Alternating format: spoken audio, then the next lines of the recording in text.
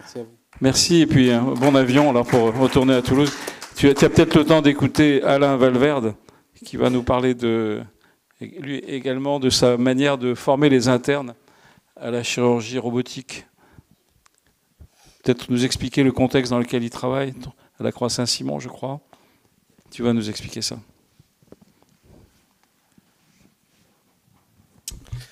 Alors, mes chers collègues, messieurs les modérateurs, bonjour.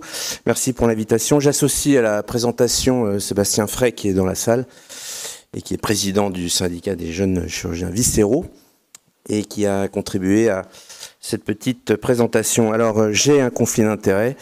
Je suis proctor chez Intuitive. J'ai commencé en 2012. Il faut dire que bon, c'était pas difficile avec un seul appareil et je pense qu'il y en a toujours un seul puisque la concurrence n'arrive pas à la cheville. Enfin, je ne fais pas de publicité. Donc, je travaille. Non, mais bon, voilà. Je travaille au groupe hospitalier sur place, Diaconesse Croix-Saint-Simon. Depuis 2012, à l'époque, on paraissait pour de jeunes fous quand on a démarré ça. Puis finalement, l'histoire montre que on ne s'est pas tout à fait trompé. Et on a fait à peu près plus de 1200 procédures en chirurgie viscérale. Alors, la question, c'est comment on forme des internes à la robotique en pratique quotidienne, hein, avec analyse critique. Alors, donc, je vais diviser mon propos. C'est de ma faute, hein, ça. Non, mais c'est très bien. De toute façon, j'aurais été critique de toute façon. Alors, j'ai trois chapitres. Je vais être bref. Hein. Moi, j'ai un RER, mais il part beaucoup plus tard. Je n'ai pas d'avion. Donc, la robotique, de quoi parle-t-on? Parce que c'est très vaste. Ensuite, en théorie, qu'est-ce qu'il faut pour former des internes chaque jour? Et puis enfin, une analyse critique. Alors, on va se marrer. Alors, le robot, en fait, de quoi? La robotique, c'est quoi? C'est beaucoup de choses, mais c'est cette révolution absolument incroyable. La cœlioscopie, ça a été, on peut dire, une vraie révolution pour le patient, puisque c'était l'introduction à la chirurgie minimale invasive. Mais pour le chirurgien, ça a été une véritable involution.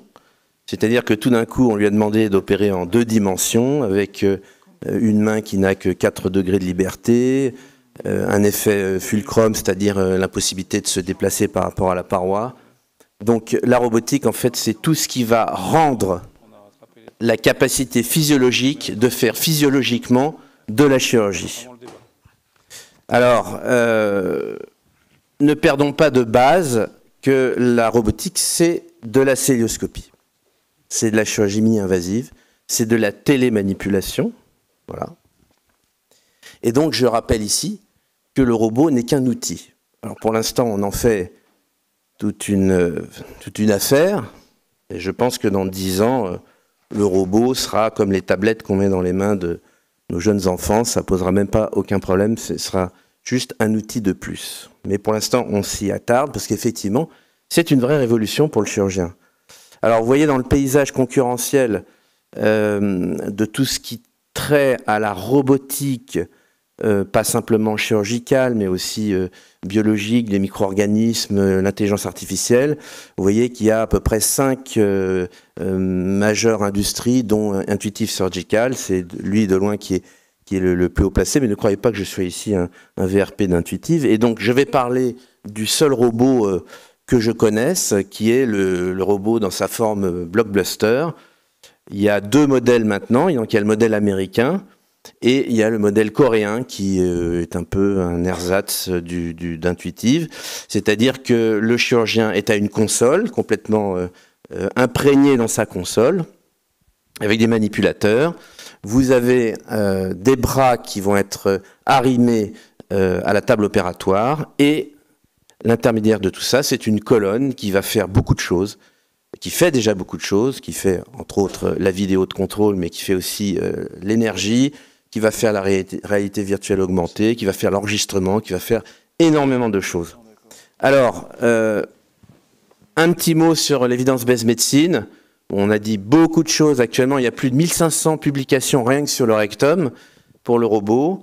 Mais vraiment, ce qui ressort de toutes les publications, et ça c'est vraiment admis, c'est que le robot permet d'acquérir une facilité technique. Tous les taux de conversion sont abaissés. Déjà, c'est extraordinaire. Et surtout, alors là c'est dommage, tout a sauté en faisant le changement, mais on voit clairement que la learning curve est abaissée. C'est-à-dire que on estime par exemple qu'un œsophage pour des chirurgiens cœloscopiques, maintenant une learning curve, c'est entre 24 versus 94. Pour l'estomac, c'est 20 versus 95. Pour le rectum, c'est à peu près 30 cas. Pour le foie, vous ne le voyez pas, c'est en bas. C'est maintenant 25 cas versus 50 à 60. Je parle robotique versus laparoscopie. Donc c'est vraiment un outil de technique absolument extraordinaire. Et c'est quand même pas négligeable. Regardez ce qui se passe aux États-Unis. Regardez comment la robotique est en train de faire intrusion dans le monde de la chirurgie. Eh bien, pas le monde de la chirurgie forcément complexe, la chirurgie de tous les jours, la hernie, la vésicule. Vous voyez que maintenant, on est à 26% d'intrusion de la robotique dans la réalisation d'une hernie standard. Vous voyez que pour l'hystérectomie, c'est la même chose et ça ne fait qu'augmenter. Les chiffres sont probablement différents. Dans toute la chirurgie de la paroi, vous voyez un petit peu l'évolution entre 2010 et 2016. Donc maintenant, 2024, les chiffres sont doubles. Et puis, cette fameuse opération que tous les chirurgiens viscéraux font tous les jours, qui est la cure de hernie inguinale. Pendant des années, ça a été quoi? Ça a été l'intervention d'Irving Lichtenstein, qui consiste à mettre une petite prothèse par un abord ouvert inguinal, ou alors mettre une chiffonnette qu'on appelle le plug. C'était les interventions les plus faites. Et puis, dans un travail qui date de 2020, on a montré que depuis l'apparition de la robotique, vous voyez que les taux en laparoscopie sont passés de 12 à 17%, mais surtout la voie ouverte, c'est-à-dire le Lichtenstein, est tombé de 74 à 60%. Et enfin, vous avez 20% de chirurgie de la paroi, de la hernie inguinale, qui est fait au robot. Et c'est pas pour rien, parce que la chirurgie de la hernie inguinale, pour ceux qui connaissent en cœloscopie, c'est un véritable défi. Et je ne vous explique pas le temps qu'il faut pour apprendre à un interne à faire de la hernie inguinale par laparoscopie. Eh bien, le robot, c'est absolument extraordinaire, mais va effacer tout ça et va rendre la facilité et donc l'apprentissage plus facile. Alors, le robot, c'est deux choses. C'est une activité console, donc c'est celle que tout le monde recherche, parce que c'est là où on s'amuse. Ah, il y a le son, excusez-moi. Mais alors qu'est-ce qu'on apprend à la console? On apprend la manipulation, les pieds, les pédales, on apprend la position du dos, on apprend la position de la tête, la position des bras, la position équilibrée. Tout ça, ça s'apprend. Et puis, c'est aussi l'activité side surgeon, c'est-à-dire l'activité du chirurgien qui est à la table opératoire, habillé. Il n'y a pas de robot sans les deux activités. Et là, c'est apprendre le positionnement des trocars, l'arrimage, les modifications, le passage des instruments, la manipulation des viscères pour démarrer une intervention. Le robot, c'est pas uniquement la position à la console, même si c'est la récompense, mais c'est bien tout un ensemble. Alors,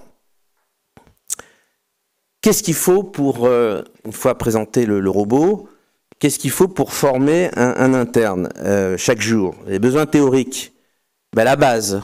Et la base, c'est la laparoscopie. Je vous redis encore une fois, le robot n'est qu'un outil. Bientôt, le temps qu'on consacrera à l'apprentissage de l'outil sera le même qu'on consacre pour apprendre ce que c'est qu'une thermofusion ou un amplificateur de brillance. C'est d'abord avant tout la laparoscopie.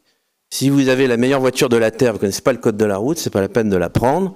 Si vous avez les meilleurs GPS, le meilleur bateau de la Terre, si vous ne connaissez pas les règles de navigation, c'est pas la peine. Donc laparoscopie, apprendre le robot chaque jour à l'interne, c'est lui apprendre la laparoscopie. Ceci étant dit, je crois que j'ai dit l'essentiel. Alors le reste, la laparoscopie, voilà, donc c'est quoi? C'est tout apprendre les plans, comment on aborde un angle gauche, comment on va aborder le rectum, etc. Et puis, l'apprentissage de l'outil robotique, si on veut, c'est demander plusieurs étapes. C'est d'abord le travail au simulateur, le travail à la machine. Donc là, c'est le travail des gammes, c'est-à-dire apprendre à manipuler, déplacer, soulever, etc. C'est aussi le travail de side assistant, c'est-à-dire le travail en salle. Donc tous les jours, l'interne participe à l'intervention en étant en salle, en lui ayant montré comment introduire les trocars, comment manipuler les bras du robot. Et puis après, cerise sur le gâteau, c'est l'arrivée à la console, mais qui peut se faire soit d'un point de vue très théorique, où là aussi il y a des outils de simulation où on peut répéter une intervention, et puis c'est aussi des interventions répétées sur cadavre, mais ça c'est pas tous les jours. Et enfin, le réel, c'est ce qu'on appelle l'ICT, donc un terme anglais, acronyme anglais, qui veut dire Individual Console Time. C'est vraiment le temps qu'on estime avoir passé sur un robot, et c'est d'ailleurs ça que l'on retient. Donc, pour apprendre tous les jours à un interne tout ceci, eh bien, il faut évidemment du temps. Alors, je vous présente juste un petit exemple de programme qui a été fait par l'AFC et qui est destiné aux assistants et aux chefs de clinique.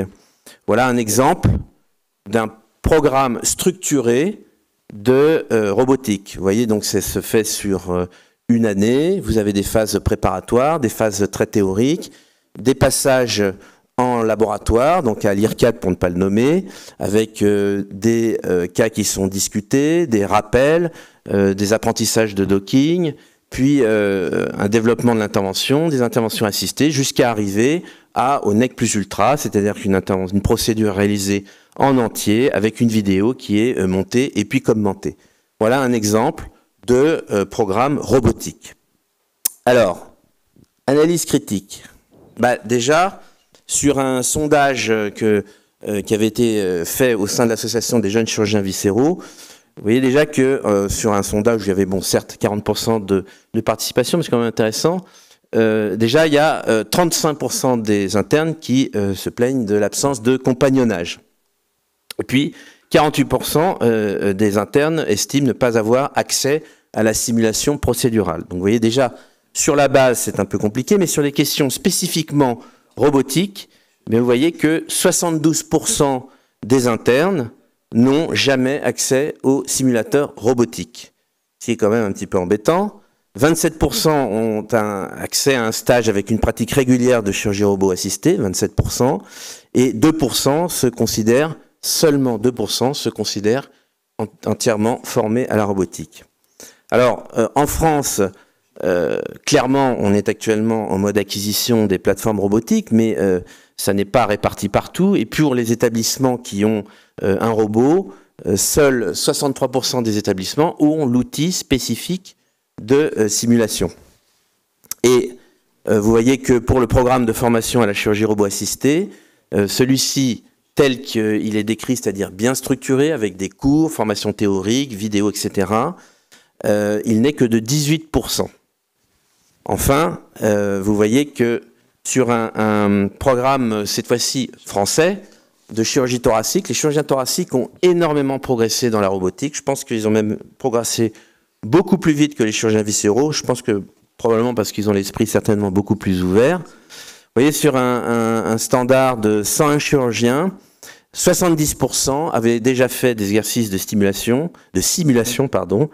En revanche, simplement 18% des résidents avaient pu faire une procédure robotique complète, pourtant dans des établissements où la formation robotique est établie. Et donc la conclusion de cet article, qui est très intéressant, de cette expérience française, c'était que la formation robotique, oui, mais ça dépend de la qualité du centre, qualité au sens qualité de l'équipement, et surtout aussi qualité au sens de la structuration de l'enseignement. Y a-t-il des programmes? Il ne suffit pas de dire à l'interne « allez, on va au robot, on s'y met ». Non, il faut aller beaucoup plus loin, il faut aller sur une formation qui est tout à fait, comme je vous l'ai montré tout à l'heure, structurée. Et puis, ce qui est encore plus caractéristique, c'est que vous voyez, entre deux comparaisons, la France et les États-Unis. Alors pourquoi les États-Unis? Parce que les États-Unis, évidemment, le robot vient des États-Unis, ils sont quand même largement en avance, mais vous voyez que pour les centres thoraciques, 44% des procédures sont faites en robotique, ce qui est quand même très intéressant, mais même en thoracique, même en chirurgie robotique française, il n'y a que 18 à 23% des résidents qui ont réalisé une procédure complète. Alors qu'aux États-Unis, d'abord, il y a beaucoup plus de robots, mais 93% des résidents ont accès aux robots. C'est quasi 100%. Et enfin, 63% des résidents ont participé à un programme robotique, un programme en tant que tel. Donc vous voyez l'énorme marge qui nous reste encore. C'est bien, il y a du progrès à faire. Et puis sur ce travail qui est très intéressant, qui est un travail là aussi américain, ils ont réalisé un sondage entre 2019 et 2021 sur 420 procédures robotiques. Et c'est un travail très intéressant. Donc on aidait des internes, ce qu'on appelle les PGI 2.5, on les aidait avec le recueil d'informations de ce qu'on appelle attending surgeon, c'est-à-dire l'attending surgeon, c'est le chirurgien responsable de la procédure. Donc vous voyez au passage qu'ils ont fait 200 hernies inguinales, 121 cholecystectomies et 99 procédures ventrales. Donc 78% des chirurgiens avaient fait des exercices de simulation et 18% des chirurgiens avaient déjà fait, j'entends les PGI, hein, des procédures complètes. Et regardez, c'est assez intéressant. Alors, on a montré que l'ICT, je vous rappelle, c'est l'individual console time, c'est-à-dire le temps passé à la console, qu'on considère être comme vraiment le nec plus ultra de l'activité. Eh bien, vous voyez que l'ICT est influencé par l'expérience du résident. Plus il est âgé, plus il participe. Bon, ça paraît à peu près logique. Il est influencé par le type d'intervention, c'est-à-dire il y avait plus d'ICT sur les vésicules que sur les hernies inguinales. Et puis, ce qui est aussi intéressant, c'est que l'ICT dépend de l'expérience du chirurgien responsable, mais pas dans le sens qu'on pense. C'est-à-dire que ceux qui aident le moins, ce sont les plus expérimentés, ceux qui avaient plus de 20 procédures robotiques. Et pourquoi? Parce qu'il y a eu une interview qualitative, parce qu'en fait, ces chirurgiens étaient sous la pression du temps. C'est-à-dire qu'il y a un programme opératoire à faire, alors que les jeunes chirurgiens étaient plus enclins à aider. Et enfin, dernière chose, l'ICT ne dépendait pas du volume de procédures faites déjà par l'attending surgeon. C'est-à-dire qu'il ait fait 100 cas ou 50 cas ou 20 cas, ça n'influençait pas sur la manière dont il pouvait amener le résident à son travail. Alors, finalement, et ce sera mes questions, parce que finalement ce topo ne peut déboucher que sur des questions, les structures universitaires sont-elles suffisantes? C'est la vraie question. Parce que l'équipement des centres est un facteur limitant. Il faut déjà un robot. Dans le public, c'est pas facile. Dans le privé, c'est encore plus difficile. Il faut faire l'acquisition d'un simulateur, une deuxième console éventuellement. Bref, il y a du matériel à avoir. Le programme de formation, qui le fait? Donc tout ça dépend du niveau de pratique des seniors, de la disponibilité en temps, du temps de vacation dédié. Et c'est la raison pour laquelle on voit fleurir des tas de DU, DIU, structures privées qui coûtent pour les formations entre 2 000 à 5 000 euros. Quel interne peut actuellement se payer ce genre de choses? Alors, l'aide de l'industrie et du secteur privé, bien sûr, elle est incontournable. Moi, j'ai vécu le passage de la laparoscopie. D'ailleurs, je salue au passage Xavier Pouliquin, mon maître absolu, qui a été un des rares chirurgiens publics qui a enseigné la cœlioscopie, mais on est tous allés voir la cœlioscopie se faire ailleurs. Eh bien, la robotique, pour l'instant, c'est un peu ça encore. Et donc, ça reste coûteux et malheureusement, eh bien, l'enseignement de la robotique en France, quotidienne, pour un interne, ça reste très difficile. Alors, je pense qu'il y aura il y a d'ailleurs des coopérations publiques-privées qui permettent de contourner ces coûts d'enseignement, mais ça n'est pas encore du commun. Alors en conclusion, qu'est-ce que je peux vous dire? Le robot chirurgical est et sera de plus en plus présent. Notre monde sera robotique. Le robot chirurgical n'est qu'un outil, et probablement que cette présentation n'aura plus aucun intérêt dans 5 ans ou dans 10 ans. La formation à la laparoscopie est le préalable de base. Le robot, c'est la cellio, il faut connaître la laparoscopie. Le robot chirurgical facilite l'apprentissage. Alors ça, pour le coup, c'est un véritable outil de pédagogie, c'est absolument formidable. Et puis enfin, la formation nécessite des moyens logistiques. Je vous remercie. Bravo, merci beaucoup. C'est terrible, parce qu'il y a plein de questions à te poser, mais on n'a pas beaucoup de temps. J'aimerais bien te poser la question, quelle est la collaboration entre les écoles de chirurgie et les diplômes d'université, dont on ne connaît pas bien le recensement exact? Il y en a combien de DU ou DIU sur la formation à la robotique chirurgicale en France? J'ai posé cette question et je ne sais pas, tu connais la réponse? Alors, j'ai un peu regardé des DU robotiques. Hein, je crois qu'il y en a 4 en France recensés. Il y a un DU européen, il y en a 2. Et puis voilà. Il y a l'IRCAD. Comment ça coopère avec les écoles de chirurgie? Eh ben, c'est... Est-ce que Louis, tu pourrais peut-être nous dire, à Rouen, comment vous faites? Viens au... On discute un peu. Ce matin, on n'a pas beaucoup discuté, mais c'est quand même une des caractéristiques de l'académie, c'est de pouvoir parler et discuter.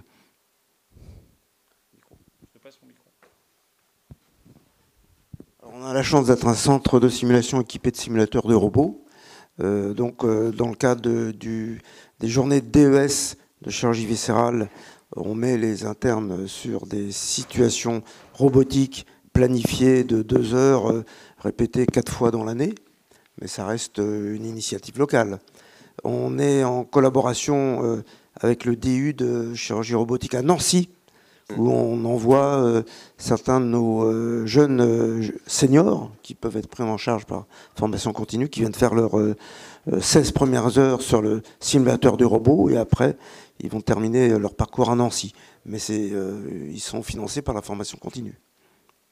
Donc, d'accord, merci. C'est ça, en fait, c'est des initiatives très personnelles. Christelle va faire peut-être un complément d'information ou de questions. Ouais, c'était juste d'information pour Rennes. Enfin, merci d'avoir du coup colligé effectivement la formation qu'on fait à Rennes.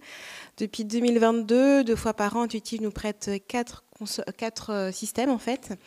Et ça, on a pu mettre en place parce que du coup, on a un groupe de chirurgiens urologues, thoraciques, digestifs, gynécologues qui utilisent le robot. Et donc, on leur a dit qu'en fait, nous, on allait continuer et qui sont proctors. Enfin, moi, je ne l'étais pas encore, je viens de venir là. Et on leur a dit qu'en fait, nous, on voulait former nos internes. Parce que certes, il y a le simulateur, le SimNow, mais il est utilisé au bloc opératoire que quand le bloc opératoire a fini, en fait. Donc sinon, les internes ne se forment pas. Les simulateurs robotiques coûtent assez cher, donc là, on est en train de voir pour pouvoir en acquérir un. Mais du coup, on a fait cette formation-là de partenariat sous une pression de groupe de chirurgiens en disant, voilà, il nous faut ça pour nos internes. Maintenant, c'est assez périn. On est en train de voir si avec notre société de gynécologues, de gynécologie, on peut pouvoir le faire passer en masterclass pour les internes.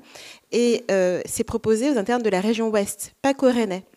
Donc Tours, Angers, Nantes, Rennes, Brest. Ce qui fait que du coup, on s'est positionné comme école de chirurgie avec cette spécificité-là. Et c'est vrai qu'on parlait des écoles de chirurgie, comment organiser tout ça. Moi, une des idées que j'ai par rapport aux écoles de chirurgie, c'est qu'en fait, elles pourraient peut-être former sur le territoire, un territoire plus grand que juste leur CHU, et avec une spécificité propre, pour ne pas tous, parce qu'en fait, il y a des problèmes de moyens. Donc, voilà. Parfait, merci beaucoup. Alain, tu as un complément, tu veux dire? Non, tout a été dit, c'est-à-dire qu'on est vraiment au début, c'est un peu la débrouillardise pour l'instant, mais ça commence à se structurer, et puis je pense que dans 5 ans, ça ira mieux, parce qu'il y aura beaucoup plus de matériel. C'est un peu un des chemins qu'on veut prendre avec ce colloque, c'est-à-dire de commencer vraiment à structurer, à réfléchir au niveau national, au niveau interrégional, et mutualiser. Quand les outils sont chers, il faut les mutualiser, mieux les utiliser, parce que quand ils restent dans un placard, parce qu'il n'y a pas les formateurs, il faut faire venir les gens. Et donc, c'est peut-être cette mutualisation qui est possible, à prix constant. Juste le tout petit mot que je veux rajouter, c'est qu'en plus, il faut vraiment en profiter, parce que c'est vraiment un outil pédagogique extraordinaire. Aider en laparoscopie pure, c'est difficile. C'est très difficile, on ne peut pas tenir la caméra, enfin, on peut le faire, mais alors que là, c'est comme à l'auto-école, il y a double pédale, on peut arrêter une procédure, reprendre, on peut même faire du télémentoring. C'est un outil incroyable d'enseignement. C'est l'outil de l'enseignement, entre autres. Merci beaucoup.